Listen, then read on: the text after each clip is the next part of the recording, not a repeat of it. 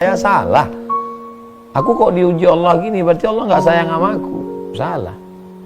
Semua cerita nabi-nabi itu cerita tentang orang yang punya banyak masalah.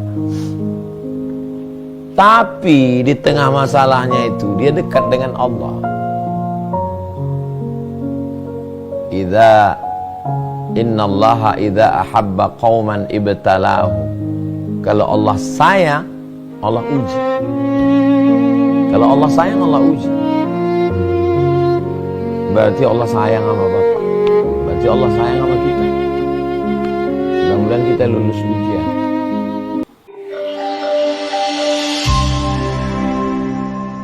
Adik sahabat jamaah dimanapun berada, dalam keadaan istiqamah iman dan Islam, sehat zahir dan batin, selalu dalam rahmat Allah subhanahu wa ta'ala. Allahumma faqihna fid din wa 'allimna ta'wil warzuqna fahmal mursalin. Allahumma aftah lana futuhal arifin.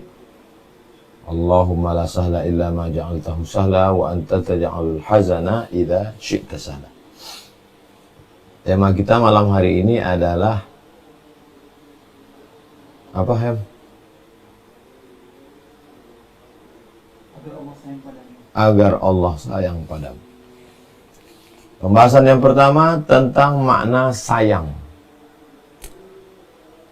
Sayang, cinta, kasih selalu dipadankan antara tiga ini. Saya sayang sama kamu, saya cinta dengan kamu, saya kasih dengan kamu. Cinta mailul qalbi ila syai', kecenderungan hati kepada sesuatu. Jadi ada begitu banyak olahraga, bola, takraw, voli, basket, tapi dia cenderungnya hatinya kepada sesuatu. Nah, itu disebut dengan hubbi, cinta, suka. Mustahil bagi Allah Subhanahu wa ta'ala serupa dengan kita. Karena Allah itu walam yakul lahu kufuwan ahad. Allah tidak setara dengan makhluk. Laisa kamitslihi syai'un. Allah tidak sama dengan apapun. Jadi maknanya kalau Allah cinta, itu artinya Allah mencurahkan rahmatnya. Itu arti cinta. Marilah kita meraih cinta Allah. Itu artinya Allah mencurahkan rahmatnya. Ya Arhamar Rahimin, Ya Arhamar Rahimin, Ya Arhamar Rahimin, irhamna. Engkau yang maha cinta, maha kasih, maha sayang, sayangi kami. Maksudnya, curahkan rahmatmu kepada kami. La yudkhilal jannata ahadakum amaluhu, kamu tidak masuk surga karena amalmu. Wala anta ya Rasulullah, kata Nabi, wala ana, saya pun tidak masuk surga karena amal saya. Illa ayyataghammadani Allahu bi rahmatih, saya dapat cinta Allah, kasih Allah, sayang Allah. Saya dapat kasih, sayang, dan cinta Allah. Seorang suami kalau dia sayang kepada istri, semua dia kasih. Seorang istri kalau dia sayang kepada suami, semua dia kasih. Seorang ayah kalau dia sayang kepada anak, semua dia kasih. Jadi Allah Subhanahu wa ta'ala kalau dia mencurahkan rahmatnya, maka semua dia berikan kepada hamba itu menurut maslahat yang baik menurut Allah Subhanahu wa ta'ala. Jadi kita luruskan dulu pemahaman tentang cinta, kasih, sayang, artinya Allah memberikan rahmatnya. Oke, baik. Setelah itu baru kita masuk siapa saja yang dirahmati Allah, yang disayangi Allah. Supaya kita dapat cinta Allah itu, maka kita berusaha. Surat Al-Baqarah, pembahasan yang kedua, Al-Baqarah 282. Al-Baqarah 282. Wallahu yuhibbul mutatahhirin. Allah suka, Allah cinta, Allah sayang kepada orang yang mutatahhirin, yang suci.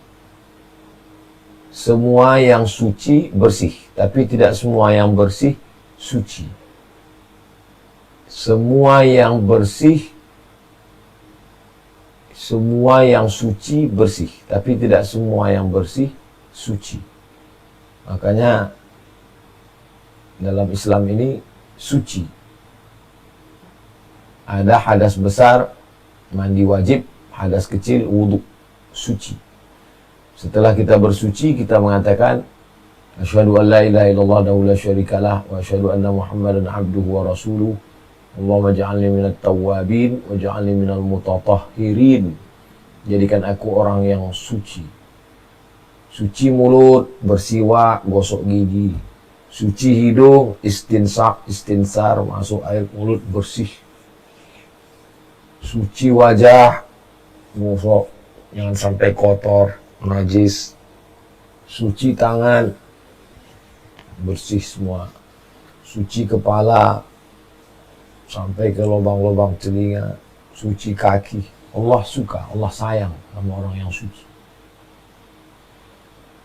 Tapi baru zahirnya saja, batinnya mesti suci. Maka dalam hadis yang diriwayatkan, yang disebutkan oleh Imam Ibnu Majah, ketika air itu menyiram muka, maka bersihlah dosa-dosa wajah sampai kelopak mata. Ketika air menyiram tangan, bersihlah dosa-dosa tangan keluar dari celah-celah kuku. Ketika air menyiram, mengusap kepala, keluarlah dosa-dosa kepala, dosa-dosa telinga. Jadi kita habis berwudu itu fresh. Freshnya, zahirnya suci, bersih, dan batinnya juga bersih. Suci badan. Kemudian suci pakaian. Jangan bau. Innal malaikata tata'adza. Malaikat itu tersakiti dengan bau-bau. Laula an asyqa ala ummati la amartuhum bisiwak. Kalau tidak memberatkan bagi umatku, aku suruh mereka bersiwak inda kulli shalah, dalam setiap sholat. Di antara yang disukai Nabi SAW adalah tatayyub, pakai parfum, minyak wangi. Nah, usapkan ke tangan, kita akan salaman dengan orang. Usapkan ke baju, wangi, mandi, bersih. Jadi mungkin orang Islam tidak mewah, karena mungkin sebagiannya ekonominya biasa, tapi insya Allah suci. Dari mulai mandinya, wudhunya, sampai ceboknya, khitannya, suci insya Allah. Nah, dan diantara sebab orang mu'allaf masuk Islam, salah satunya yaitu karena melihat orang Islam suci, bersih. Lalu kemudian yang tidak kalah penting adalah mutatahhirin, suci hati. Suci dari dengki, suci dari hasad, suci dari ujub, merasa diri lebih dari orang lain. Suci dari takbur, merasa diri lebih besar. Suci dari riya, mempertontonkan amal. Suci dari suci bersih. Wallahu yuhibbul mutatahhirin. Allah suci. Allah suka kepada orang yang suci. Maka sucikan diri dengan mandi, taubat, sholat sunat taubat, bersolawat, berzikir, suci. Wallahu yuhibbul mutatahhirin. Allah suka kepada orang suci. Baik, berikutnya yang kedua. Yang pertama makna hub, cinta, kasih, sayang adalah Allah mencurahkan rahmat. Siapa saja yang diberikan Allah rahmat itu orang yang suci. 2.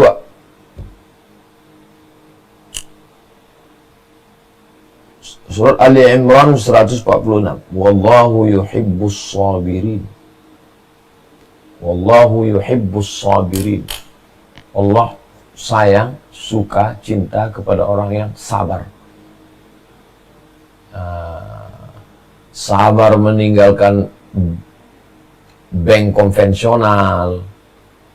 Sabar tingkat tinggi adalah sabar dalam ketaatan. Sabar segera ke masjid, sholat berjamaah. Sabar mengeluarkan zakat, infak, wakaf, sodako.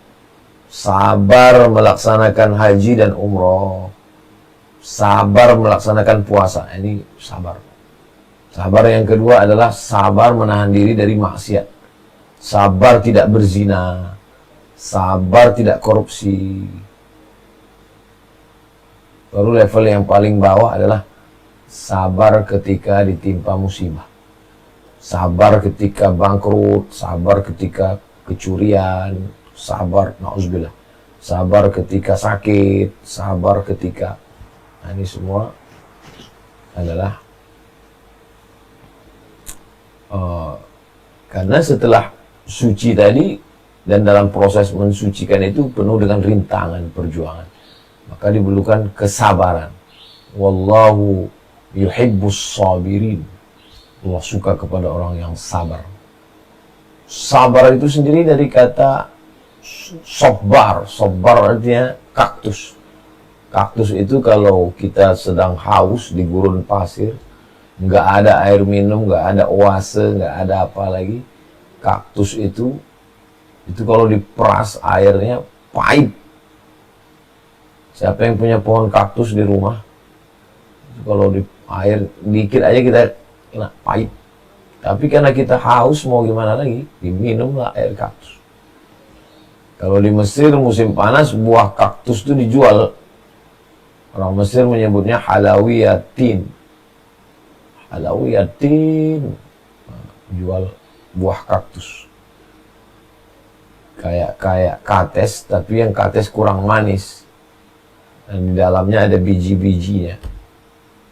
Nggak enak sebetulnya, tapi karena nggak ada makanan lain, terbiasa jadi enak juga. Jadi sabar itu nggak enak. Sabar itu pahit. Tapi karena kita perlu, ya mau nggak mau ya sabar. Mau gimana lagi Pak Ustadz? Ya udahlah sabar aja. Jadi sabar. Wallahu yuhibbus sabirin. Allah suka sayang kepada orang yang sabar. Berikutnya adalah yang keempat. Ali Imran 76. Fa innallaha yuhibbul muttaqin. Allah sayang kepada orang yang takwa. Allah sayang kepada orang yang muttaqin. Muttaqin itu dari kata ittaqa yattaqi ittiqa. Takut kena hujan pakai mantel. Takut basah pakai payung. Takut gula jangan minum teh. Takut kolesterol jangan makan kambing, jangan makan jeroan. Jangan makan seafood. Saya takut kolesterol Ustadz. Tapi makanannya sate kambing, gulai kambing, santan, rendang. Berarti nggak takut. Nah, jadi makna takut itu artinya takut kepada sesuatu, melakukan sesuatu. Takut razia, pakai helm, bayar pajak. Takut kram, pemanasan olahraga. Itu arti takut. Takut melakukan sesuatu dengan melakukan sesuatu. Takut neraka, jangan berzina. Jangan makan haram. Jangan berjudi, jangan narkoba. Takut tidak masuk surga, ya sholat, puasa, zakat, haji. Itu yang maksud takut.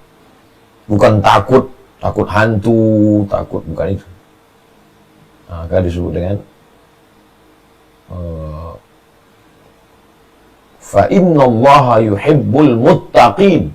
Allah sayang, Allah suka, Allah cinta kepada orang yang takut akhirat.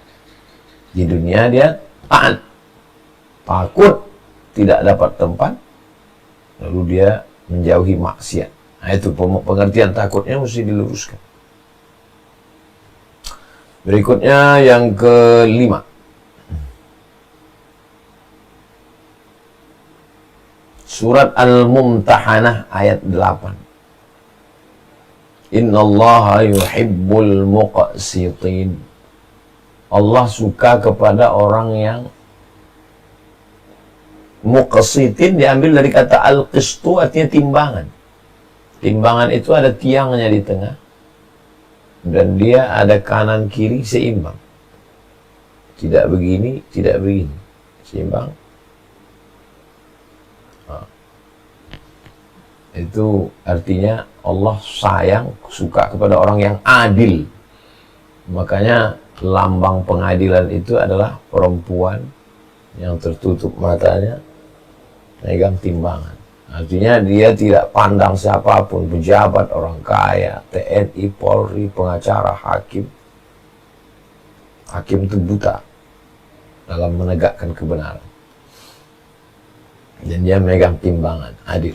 Innallaha yuhibbul muqsitin. Allah suka kepada orang yang adil. Tidak miring ke kanan, tidak condong ke kiri, dan dia adil. Adil terhadap anak. I'dilu. Adillah kamu wahai orang tua. Ittaqullaha fi auladikum. Takutlah kamu terhadap sikap curang kepada anak-anak kamu. Pemimpin juga, i'diluhu aqrabu littaqwa. Bersikap adillah kamu, karena itu mendekatkan diri kamu kepada ketakwaan kepada Allah Subhanahu wa taala. La taj'al yadaka maghlulatan ila unuqika. Jangan letakkan tanganmu ke tengkuk. Bakhil, pelit. Wala tabsutha kullal basti. Jangan terlalu habis jor-joran. Dan suruh bersikap adil. La tajhar bi sholatika. Jangan bersuara terlalu melampau. Wala tukhafit biha. Jangan pula terlalu tidak terdengar. Wa btaghi baina dzalika sabila. Carilah jalan tengah. Wa kadzalika ja'alnakum ummatan wasata. Demikianlah kami jadikan kamu sebagai umat yang pertengahan, adil. Tidak mengatakan Isa anak Tuhan terlalu tinggi. Tidak mengatakan Isa anak zina terlalu menjatuhkan. Jadi yang betul adalah Isa hamba Allah dan Nabi Rasul utusan Allah. Dalam bidang akidah, dalam bidang ibadah. Jangan sampai meninggalkan anak, istri sampai dunia tinggal karena ibadah. Tapi pula jangan meninggalkan ibadah hanya karena mengejar dunia. Adil.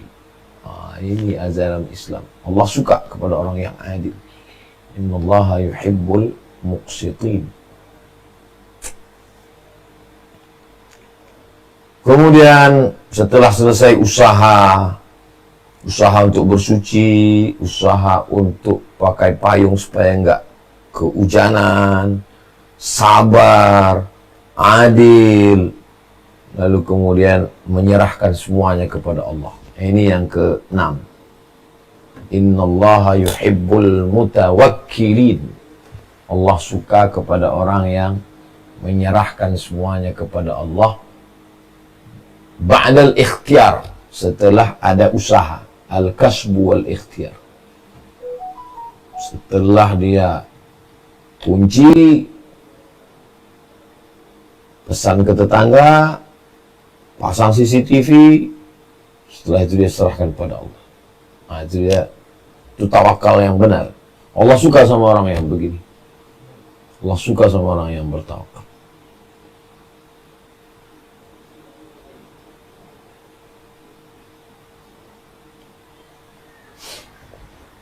Adapun orang yang tidak berusaha,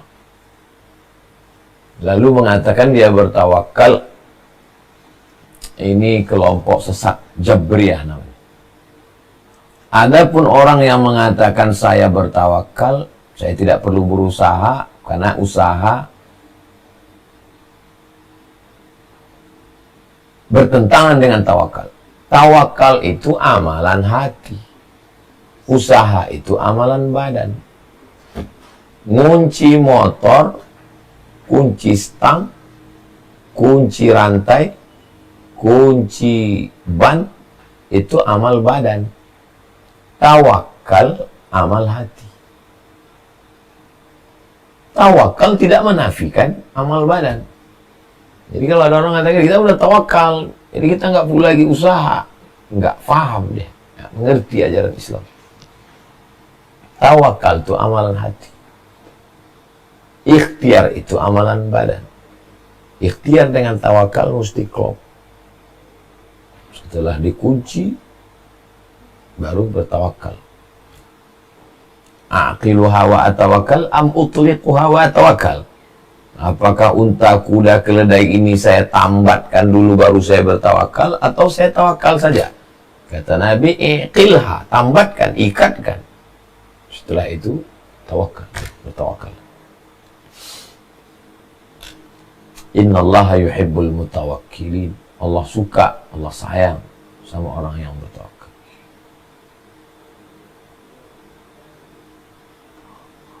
Yang ketujuh,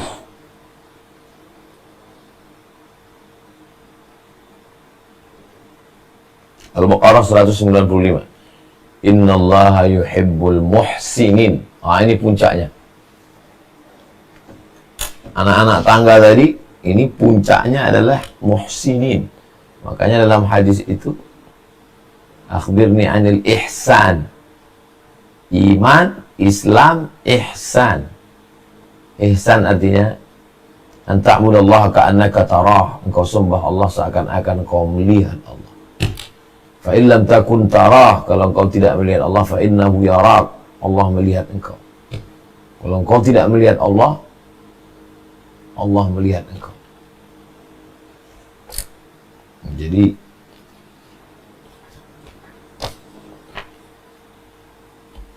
Allah Subhanahu wa taala menciptakan kita supaya kita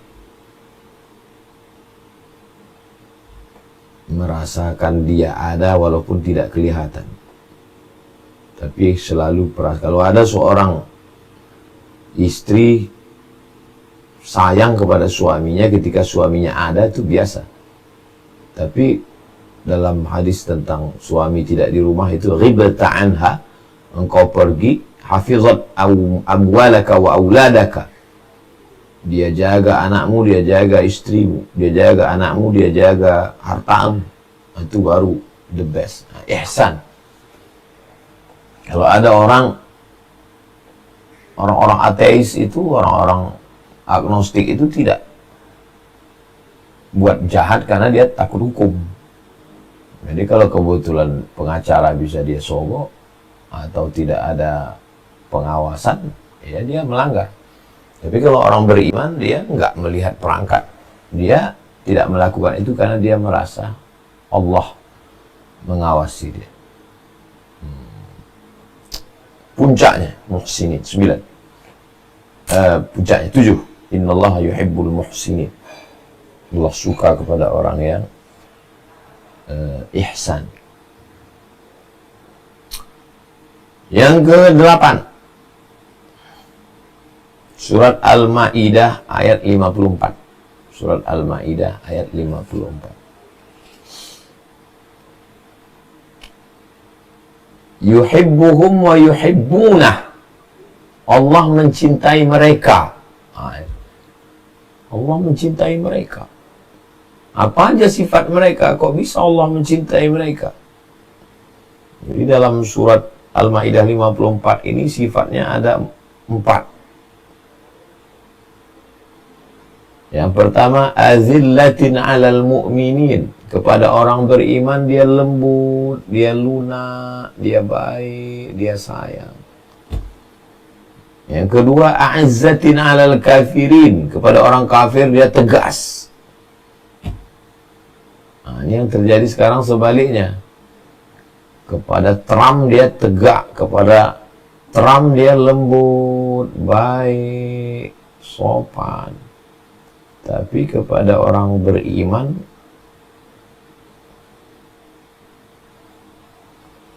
sedangkan orang yang disayang Allah itu azillatin 'alal mu'minin. Kepada orang beriman dia lembut, dia baik, dia sayang, dia tunduk. A'izzatin 'alal kafirin. Tegas, bukan keras ya.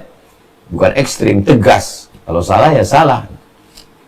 Jangan karena kecintaan tumpul pisau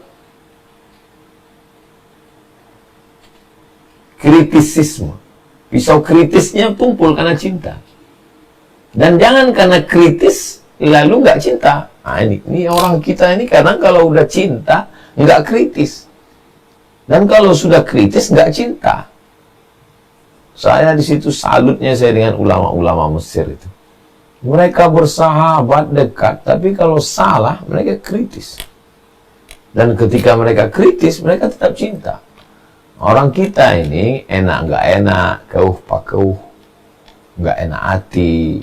Sebetulnya dia salah Ustaz, cuman saya nggak enak lah nanti. Saya udah berusaha juga tuh, tapi karena kita ini orang timur, nggak enak hati. Lembut kepada orang beriman, tegas kepada orang kafir, yujahiduna fi sabilillah, berjihad di jalan Allah, berjihad dengan harta, berjihad dengan nyawa, berjihad dengan jabatan. Wala yakhafuna laumata laim, mereka tidak takut siapapun yang mengejek, mencela, mencaci maki, tidak takut pada buzzer, tidak takut kepada haters. Ini dia. Laumata laim, orang yang ngejek. Saya dulu bingung baca ayat ini, tidak takut sama yang ngejek. Ternyata ada orang yang nggak jadi buat baik karena takut diejek. Nggak jadi posting di Instagram karena takut dibully. Berarti nggak dapat cinta Allah. Ketika kau tidak takut dan kau berjuang karena Allah, Allah sayang. Ini orang yang layak dapat sayangku, kata Allah Subhanahu wa ta'ala. Terakhir, yang ke-9, 9 poin kajian kita malam. Semua sifat-sifat ini Qul in kuntum tuhibbun Allah fattabi'uni, ikuti aku. 8 jalan ini tertutup, close, kalau tidak ikut Nabi Muhammad SAW. Jadi siapapun yang mengaku mencintai Allah, dicintai Allah, dapat mahabbatullah, aliran cinta, kalau nggak ikut Nabi Muhammad SAW, babuhu masdud, pintunya mughlaq, terkunci, close. Syaratnya adalah fattabi'uni, ikuti Nabi Muhammad SAW. Yahudi sayang sama Allah, Nasrani sayang sama Allah. Lalu kenapa Allah tidak cinta? Karena tidak ikut Muhammad sallallahu alaihi wasallam. Makanya asyhadu an la ilaha illallah wa asyhadu anna Muhammadan Rasulullah. Itulah orang-orang yang dicintai oleh orang yang disayangi oleh Allah Subhanahu wa ta'ala. Adapun yang ke-11 ini dari hadis Nabi. 11. La yazalu 10. Jadi ini yang 9 ini semuanya ayat. Yang ke-10 hadis. La yazalu 'abdi yataqarrabu ilayya bin nawafil. Hambaku mendekatkan diri, hadisnya ada dalam Sahih Muslim. Hambaku mendekatkan diri kepadaku dengan ibadah-ibadah sunnat hatta uhibbah, sampai aku mencintainya. Jadi salah satu cara untuk mendapatkan cinta Allah adalah amalan-amalan sunnat. Bukan wajib. Subuh, zuhur, asar, maghrib, isya wajib. Ramadan wajib. Zakat wajib. Tapi sunnat. Di samping zakat dia bersedekah. Di samping sholat subuh, zuhur, asar, maghrib, isya, qabliyah, ba'diyah, tahajud, witir, duha. Di samping bulan Ramadan dia puasa. Salah satunya adalah puasa 9 hari ini. Kalau nggak bisa juga, jangan sampai tinggal puasa tanggal 9 Zulhijjah. Yukaffirus sanatal madiyata wal baqiyata, mengampunkan dosa setahun yang lalu dan setahun yang akan datang. Itulah dia 10 poin kajian kita malam ini. Mudah-mudahan ada manfaatnya. Saya kembalikan ke Bang Alvin Firdaus. Terima kasih. Wassalamualaikum warahmatullahi wabarakatuh. Waalaikumsalam warahmatullahi wabarakatuh. Masya Allah, tabarakallah. Ada 10 poin tadi Bapak Ibu ya. Poin pertama tadi mengenai makna. Makna dari sayangnya Allah adalah rahmat Allah Subhanahu wa ta'ala kepada hambanya. Dan kemudian tadi ada 9 poin ya. 9 poin berkaitan siapa yang dicintai Allah, siapa yang disayang sama Allah. Pertama adalah Allah mencintai orang yang mensucikan diri, wallahu yuhibbul mutatahhirin, orang mensucikan diri. Kedua, Allah mencintai orang yang sabar. Kemudian yang ketiga, Allah mencintai orang-orang yang bertakwa. Yang keempat, Allah mencintai orang-orang yang muqsitin, orang yang adil. Dan nomor 5, Allah mencintai orang-orang yang bertawakal. Nomor 6, Allah sayang kepada orang-orang yang berbuat baik, muhsinin. Nomor 7, Allah mencintai mereka yang lemah lembut kepada sesama muslim dan tegas kepada orang-orang kafir. 8, Allah mencintai orang-orang yang ittiba kepada Rasulullah SAW, Nabi Muhammad SAW. Dan yang terakhir, Allah mencintai orang-orang yang mengerjakan ibadah sunnah. Jadi 9 itu kriteria biar kita dapat sayangnya Allah. Ya, mudah-mudahan dari 9 poin ini Bapak Ibu kita bisa mengambil pelajaran, bisa kita pahami dan bisa kita amalkan dalam kehidupan kita, insya Allah. Baik. Saya yakin Bapak Ibu sudah nggak sabar ingin bertanya ya, ingin langsung diskusi bersama guru kita. Di Zoom ini Bapak Ibu ada fitur raise hand, saya akan persilahkan Bapak Ibu untuk bertanya bagi yang buka kamera, yang nggak buka kamera nggak boleh nanya. Oke, yang pertama saya persilahkan Bapak Salman dari Medan. Silakan dibuka mic-nya.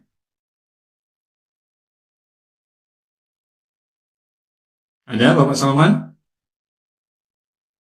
Kok hilang?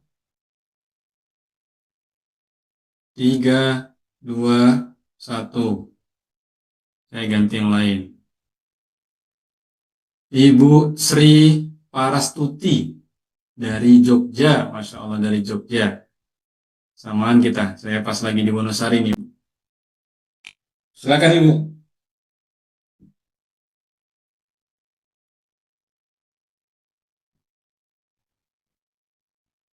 Mic-nya dibuka dulu Ibu, belum terbuka.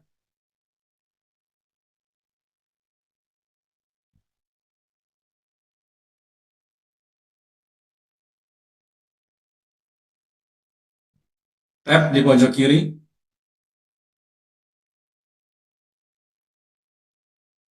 Sudah, silakan. Bismillahirrahmanirrahim. Assalamualaikum warahmatullahi wabarakatuh. Alhamdulillah ada kesempatan untuk saya bertanya. Yang pertama yang ingin saya tanyakan tentang sholat sunnah fajar. Sebagai seorang wanita kan saya sholatnya di rumah, Ustaz. Jadi kalau misalnya terdengar azan dari masjid, itu kemudian sudah qomat, itu apakah saya masih mendapatkan pahala untuk sholat sunnah fajar setelah masjidnya itu qomat? Artinya saya sholat sunnah fajarnya itu setelah masjid qomat. Kemudian yang kedua yang saya tanyakan itu tentang ada istilah kalau ridho istri itu terletak pada ridhonya suami. Nah, yang saya tanyakan pada saat suami saya dulu mau meninggal itu tidak sempat katakanlah mengatakan bahwa aku sudah ridho terhadap kamu. Tetapi waktu pamitnya mau meninggal itu cuma bilang aku sudah senang, kamu sudah berangsur-angsur baik gitu saja. Apakah itu sudah bisa disebut sebagai ridho seorang suami kepada saya istrinya gitu, Ustaz? Ini saja yang bisa saya tanyakan untuk kesempatan kali ini. Kurang lebihnya mohon maaf. Assalamualaikum warahmatullahi wabarakatuh. Waalaikumsalam warahmatullahi wabarakatuh. Sholat sunat fajar itu adalah qabliyah subuh. Dalilnya ada dalam Sahih Muslim, satu bab khusus, bab sholat sunat fajar. Raka'atal fajri, 2 rakaat solat sunat fajar, khairum minad dunya wa ma fiha, lebih baik daripada dunia dan seisinya. Dilaksanakan setelah azan subuh, sebelum iqamat kalau kita solat di masjid. Tapi kalau kita solat seperti ibu, perempuan, solat di rumah, maka walaupun di masjid sudah melaksanakan solat subuh, ibu tetap qobliyah subuh dulu, baru sholat subuh. Dalilnya, ketika Nabi dan sahabat musafir, mereka tertidur sampai bangunnya itu karena cahaya matahari. Tidur di gurun pasir, nggak ada jam, bangunnya karena cahaya matahari. Nabi perintahkan Bilal azan, dan setelah itu mereka tetap qobliyah subuh. Setelah qobliyah subuh, baru sholat subuh. Dan qobliyah subuh ini bisa diqodok, diganti. Misalnya terlambat, atau sampai masjid sudah sholat subuh, maka qobliyah subuhnya dilaksanakan setelah sholat subuh. Qodok namanya. Begitulah hebatnya qobliyah subuh. Ini berdasarkan hadis-hadis Nabi Muhammad SAW. Dan ini salah satu juga kaitannya dengan tema kita, sayang Allah. Ya, karena tidak meninggalkan sunat. La yazalu abdi yataqarrabu ilayya bin nawafil. Hambaku mendekatkan diri kepadaku dengan solat-solat sunat. Nah, ibu melaksanakan solat sunat. Jadi ibu tetap laksanakan qobliyah subuh atau solat sunat fajar. Kemudian tentang ridho suami, dalilnya innama huwa jannatuki wa naruki. Sesungguhnya suamimu itu bisa jadi surgamu, bisa jadi nerakamu. Kalau dia ridho, kamu masuk surga. Kalau dia tidak ridho, kamu bisa masuk neraka. Hadis yang kedua, lau kuntu amiran ahadan ala ayyasjuda ala ahadin. Seandainya boleh manusia itu sujud kepada manusia, aku perintahkan istri bersujud kepada suaminya. Tapi dalam Islam nggak boleh sujud kepada manusia. Seandainya boleh, maka aku perintahkan sujud. Hadis yang ketiga, ma min muslimatin tamutu wa zawjuha radin anha. Kalau ada seorang muslimah meninggal dunia dan suaminya dalam keadaan ridha, dakhalatil jannah, atau kama qala Rasulullah SAW, maka dia masuk surga karena ridha suaminya. Suami yang bagaimana? Suami yang takut sama Allah, suami yang mengikut sunnah-sunnah Rasulullah SAW. Jadi bukan suami yang temperamen, memperturutkan hawa nafsu, bukan yang model begitu. Nah, apakah suaminya mesti ngomong aku ridho kepadamu? Bagaimana kalau pada hari itu suaminya nggak ngomong aku ridho padamu dan dia meninggal dunia? Ridho itu amalan hati. Adapun amalan mulutnya, innamal bai'u an taradin, jual beli itu mesti ridho.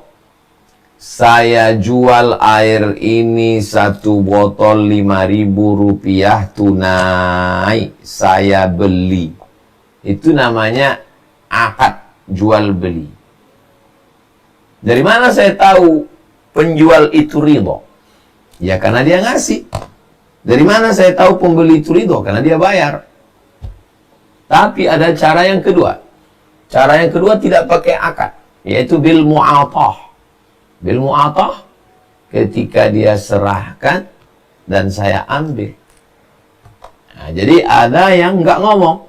Suaminya mungkin segan, sungkan, nggak enak hati untuk ngomong secara formal, aku ridho padamu, nggak. Tapi dari omongannya, dari sikapnya, dari raut wajahnya, dari ngasih belanjanya, dari ngasih hadiahnya, dia ridho ke istrinya.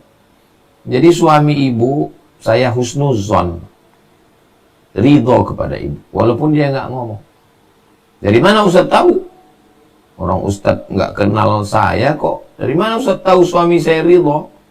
Ya karena ibu tidak meninggalkan qobliyah subuh. Apalagi sholat subuhnya. Pasti bapak ridho dengan ibu, walaupun dia nggak ngomong. Tapi hatinya insya Allah ridho. Demikian ibu. Wallahu a'lam bishawab. Ya, Masih Ibu Sri Prastuti dari Jogja.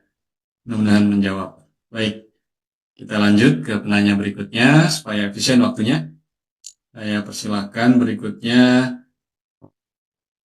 Tadi sudah ibu-ibu, sekarang bapak-bapak.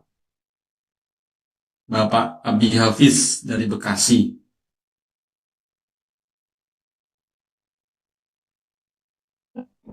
Silakan Bapak.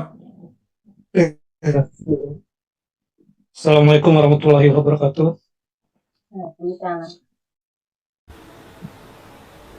Terima kasih Ustadz, mohon izin bertanya berkaitan dengan materi bagaimana agar Allah senang kepada kita.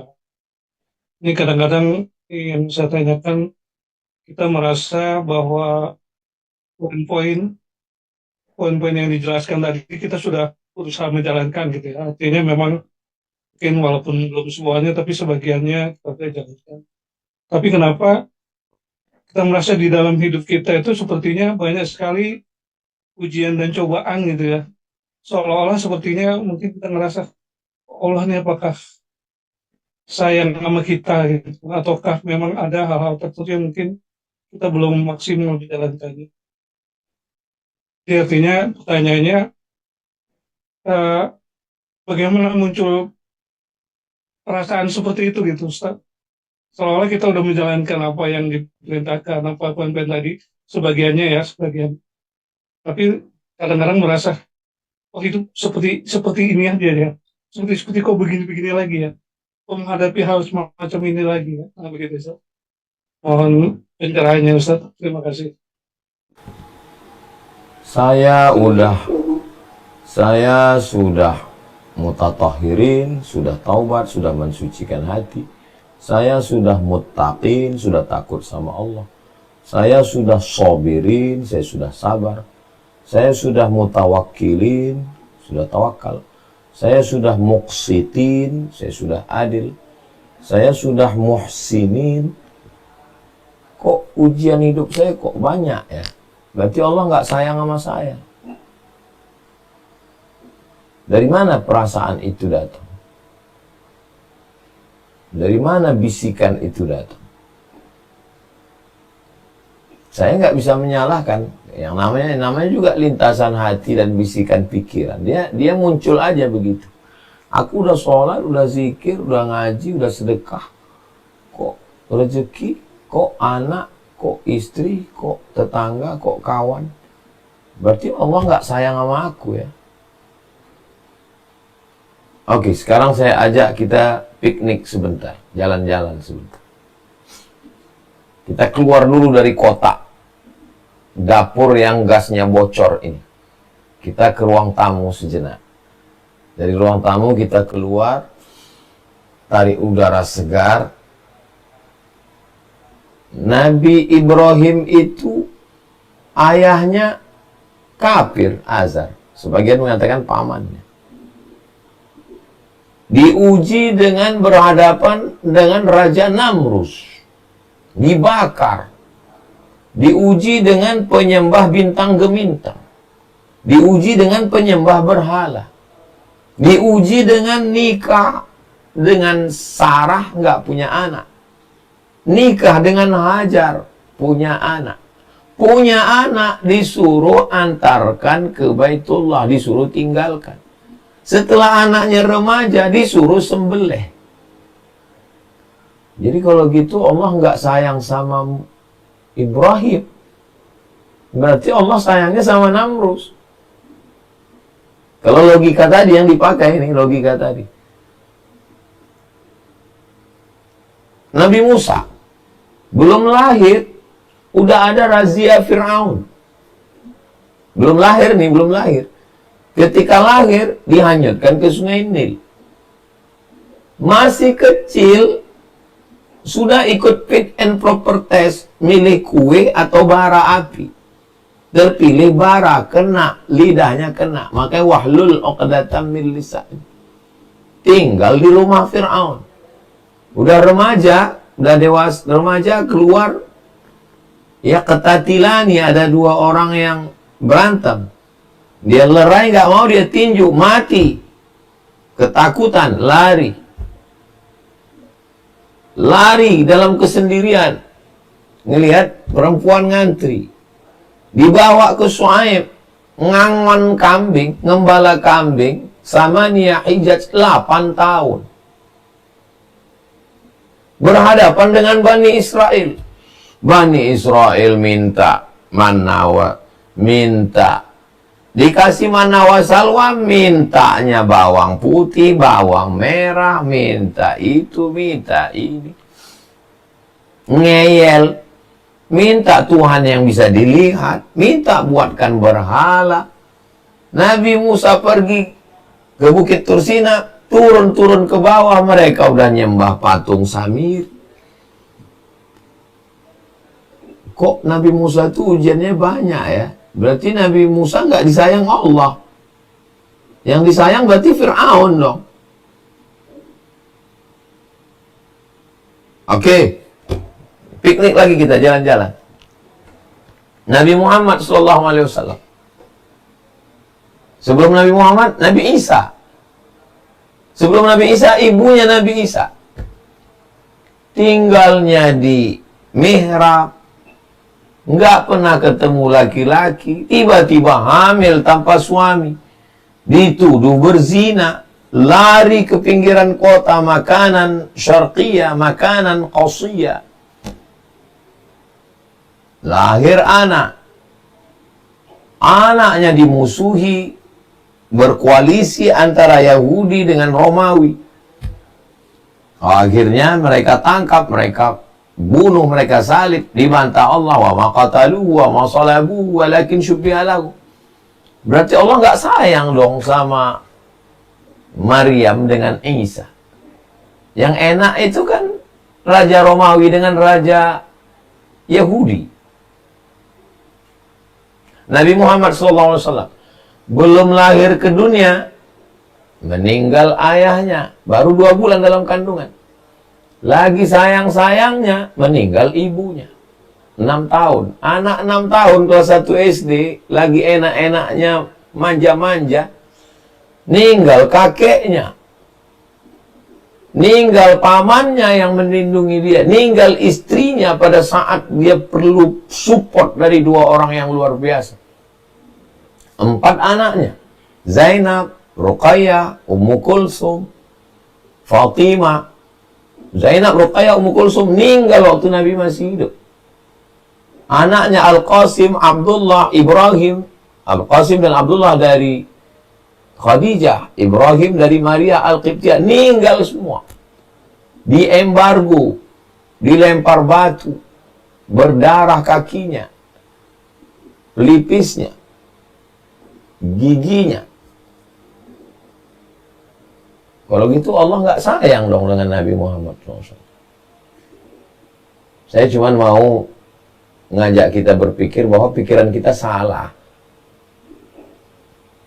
Saya nggak layak untuk mengatakan pikiran kita salah. Saya cuma mau cerita, habis itu kesimpulannya. Apa sih mau Ustadz dengan ngomong cerita ini? Saya mau ngasih tahu bahwa pikiran saya salah. Aku kok diuji Allah gini, berarti Allah nggak sayang sama aku. Salah. Semua cerita Nabi-Nabi itu cerita tentang orang yang punya banyak masalah. Tapi di tengah masalahnya itu, dia dekat dengan Allah. Innallaha idza ahabba qauman ibtalahum. Kalau Allah sayang, Allah uji. Kalau Allah sayang, Allah uji. Berarti Allah sayang sama Bapak. Berarti Allah sayang sama kita. Mudah-mudahan kita lulus ujian. Husnuzon kepada Allah. Tidak ada yang paling indah berhubungan interaksi dengan Allah kecuali dengan cara husnuzon. Saya berhusnuzon bahwa semua perlakuan Allah kepada saya baik. Kalau saya lagi dikasihnya nikmat, saya bersyukur. Alhamdulillah. Kalau saya lagi diujinya, saya bersabar. Innalillah. Kalau saya bersyukur, dia kasih lipatan, la in syakartum la azidannakum. Kalau saya bersabar, dia kasih balasan. Innama yuwaffas sabiruna ajrahum bighairi hisab. Demikian Pak. Wallahu a'lam bishawab. Baik, terima kasih Ustaz atas jawabannya.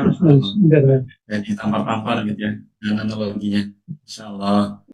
Baik, mudah-mudahan juga menjadi pencerahan untuk yang lain gitu ya. Saya yakin pasti ada pertanyaan yang serupa gitu. Mudah-mudahan menjawab. Baik, saya langsung saja ke penanya berikutnya, Bapak Ibu. Saya persilakan Ibu Ibu Marwanti dari Makassar.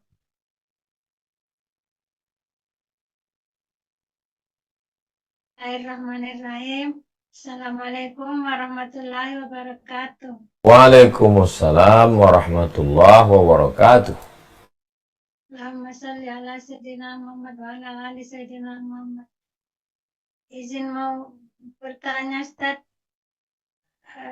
mohon rekomendasinya Ustaz untuk rumah tahfiz untuk setingkat mahasiswa Ustaz, karena insya Allah anak kami sudah mau naik kelas 3 SMA yang di Makassar Ustaz.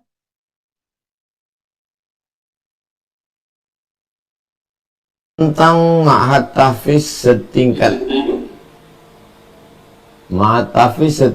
mahasiswa, pesantren mahasiswa di Makassar.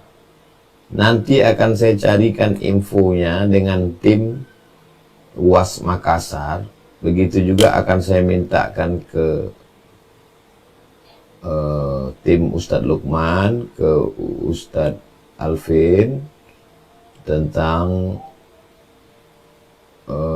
informasi di Makassar. Nanti kita share ke ibu supaya anak ibu walaupun di kampus tetap bisa melanjutkan murojaah, menambah hafalan, menjaga hafalan, sehingga kuliahnya dapat dan hafal Qur'annya dapat. Saya berharap di setiap kampus ada ma'had al-jami'ah, baik yang dikelola kampus ataupun yang swasta. Jadi anak kita ya pagi, siang ngampus, tapi sore malamnya tetap di ma'had, di pesantren. Dulu ini digagas oleh Ketua PBNU pada masanya, Romo Kiai Haji Hashim Muzadi. Nah, beliau alhamdulillah, jadi banyak orang merasa kalau udah kampus nggak mondok lagi. Merubah mindset bahwa di kampus ngampus tapi tetap mondok. Baik, nanti kita carikan info di Makassar, Ibu. Wallahu a'lam bishawab.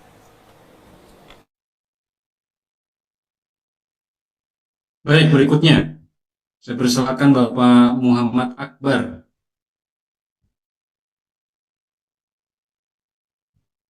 Silakan dibuka Pak mic-nya. Bismillahirrahmanirrahim. Assalamualaikum warahmatullahi wabarakatuh, Ustaz. Waalaikumsalam. Alhamdulillah, terima kasih Ustaz kesempatan yang telah diberikan kepada saya. Jadi pertanyaan saya Ustaz yaitu menyangkut dengan materi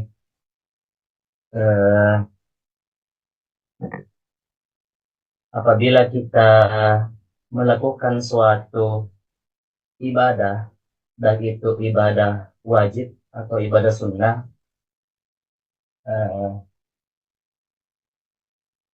ketika kita selesai melaksanakan ibadah, entah itu sholat sunnah, lepas sholat, ada orang yang bertanya, Ustaz, ada orang yang bertanya, kamu baru saja mengerjakan apa? Terus kami ini mengatakan, saya baru saja melaksanakan sholat tahajud. Apakah itu bentuk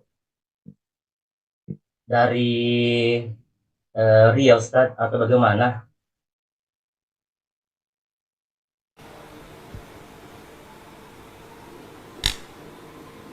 Itu saja Pak pertanyaannya. Terus pertanyaan kedua Ustaz, ini dulu dari pembahasan Ustaz. Ada pernah ibu-ibu yang pernah bertanya kepada saya, yaitu menyangkut mengenai masalah jodoh. Ibu ini bertanya, apakah orang yang menikah lebih dari 1, 2, dan 3 sampai ke 4, apakah yang dimaksud dengan jodohnya di situ yang mana, Ustaz? Istri yang pertama, atau yang kedua, atau yang ketiga, atau yang keempat? Terima kasih, Ustaz.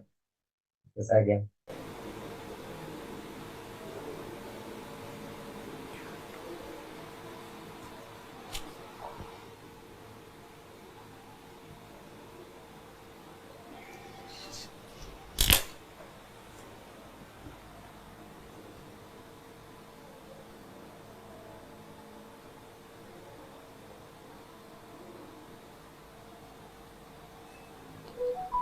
Riya dengan sum'ah itu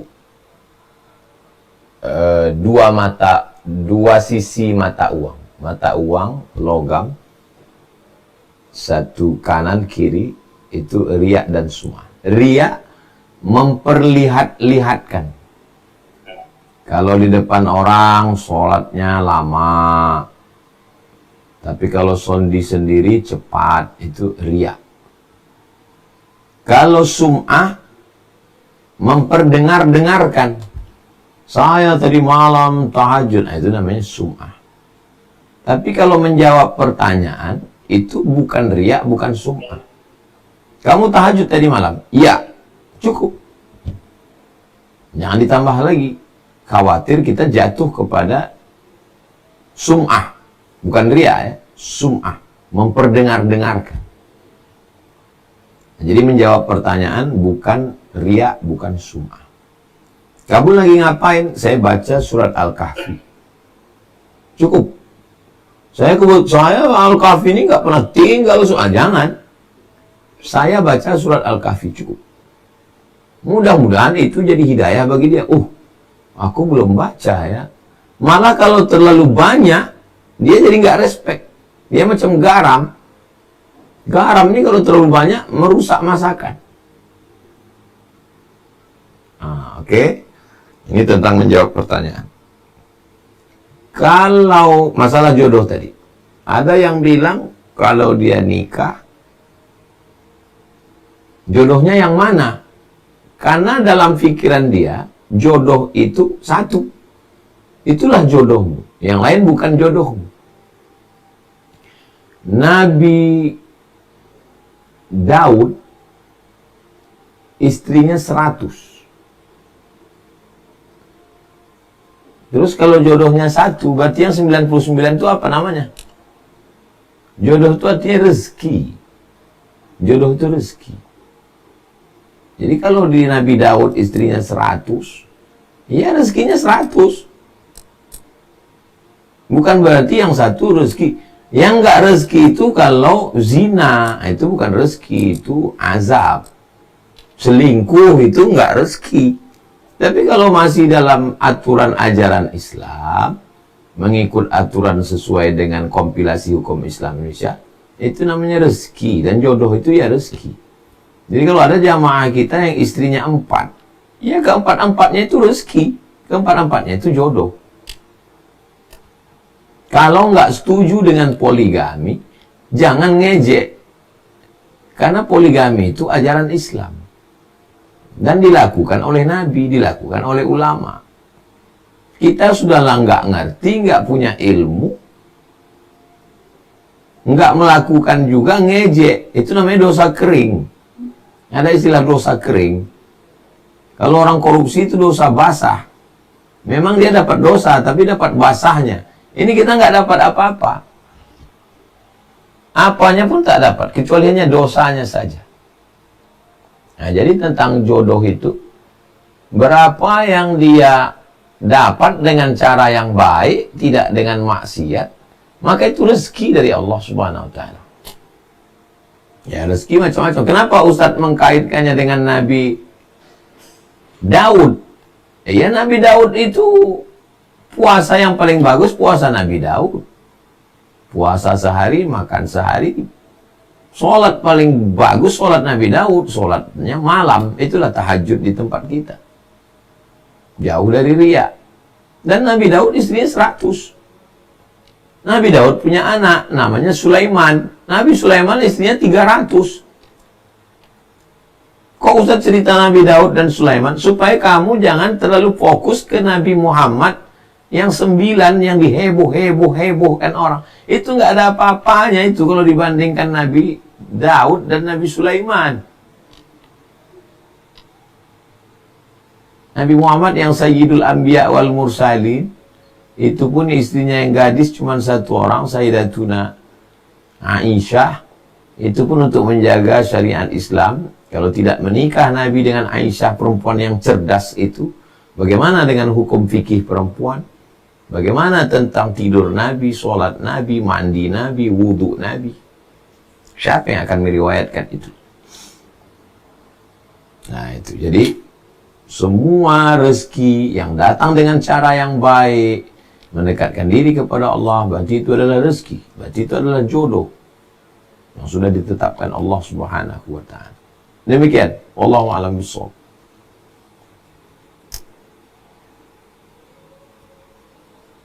Baik, terakhir ya. Udah jam 9. Saya persilakan Ibu Syarifah IP. Silakan Ibu dibuka mic-nya.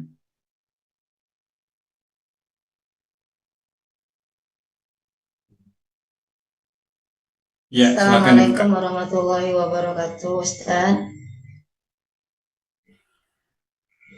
Mohon izin Ustaz bertanya. Saya ingin bertanya ini berkaitan dengan rekomendasi Ibu tadi. Kebetulan saya punya keponakan Ustaz di Jakarta. Dia sekarang kelas 5 SD. Dia belajar tahfiz dan emaknya sekarang lagi bingung nih mau cari pondok pesantren. Sebenarnya pengen ke tempat Ustaz tapi kejauhan, katanya ke Riau. Kalau untuk wilayah Jakarta Ustaz, mohon rekomendasinya karena persiapannya sekarang dia kelas 5, insya Allah kelas 6, setelah itu dia dipondokkan. Nah, pengennya dia bisa jadi penghafal Al-Quran dengan sanad yang jelas lah seperti itu Pak Ustaz. Kemudian yang kedua Ustaz, pertanyaannya, ketika kita berimam dan imam mengucapkan waladhdallin, di situ kan biasa rebutan tuh antara imam dengan makmum menyebutkan amin. Yang sebaiknya itu kita jedah dulu apa kita bersama-sama aminnya bersama imam. Karena kebanyakan dari masyarakat kita itu tidak jedah gitu kan, jadi bersamaan. Jadi mohon pencerahannya Ustaz. Terima kasih. Assalamualaikum warahmatullahi wabarakatuh. Assalamualaikum. Idza ammanal imamu fa'amminu. Kalau imammu mengatakan amin, maka ikutlah kamu. Jadi jangan kita mendahului imam. Ghairil maghdubi alaihim waladdallin. Tunggu imam. Ketika imam mengatakan baru kita ikut. Amin. Jangan mendahului imam. Jangan lebih cepat dari imam. Idza ammanal imam, kalau imammu mengucapkan amin, imamnya dulu. Fa aminu, maka ikutlah kamu dengan imam kamu. Tentang pondok di Jabodetabek, Jakarta, Depok, Bogor, Bekasi. Saya mendaftarkan keponakan saya, anak adik kandung saya, di Sulaimaniyah Bogor. Kenapa saya tertarik? Saya datang ke sana. Pertama saya lihat tempat tidurnya bersih dan dikasih tahu nggak boleh pakai bantal guling. Sampai guling pun diatur. Yang kedua, toiletnya pisah dengan kamar mandi. Betul-betul ikut sunnah Nabi. Nggak boleh WC nyatu dengan tempat mandi. WC lain, mandi lain. Yang ketiga, waktu kami makan, Ustadz silakan makan, ini kambingnya disembelih oleh ustadznya. Mereka tidak beli ke pasar karena khawatir yang motong siapa. Karena makanan berpengaruh pada hafalan. Lama saya tertegun.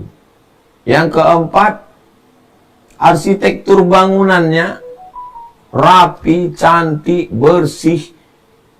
Dari mulai karpetnya, kamarnya, suka saya.